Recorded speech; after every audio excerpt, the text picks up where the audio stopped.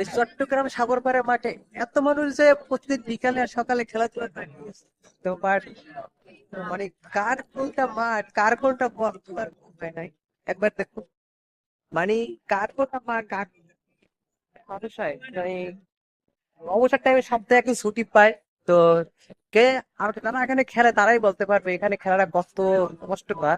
But পারবে না যে এই যে দলটা কারা 6 মাস মানে এত করে মানুষটাকে এত পরিমাণ পিস হয় যে মনে করেন একটা পিসের সাথে একটা পিস থাকে। তো সবাই সবাইকে রিল্যাক্স করতে হয় তার কেউ কিছু বলে না। আর তারা ছুটি পায় আর এই মাঠটা অনেক বড় অনেক তো দেখেন এক চারদিকে প্রচুর মানুষ আর রিল্যাক্সে আছে আর সবাই খেলা মানে এক কথা আজকে মনে করে বন্ধ দিনে মনে করে সাগর পাড়ে এত বড় মাঠ আপনি পাও করার জায়গা পাবেন।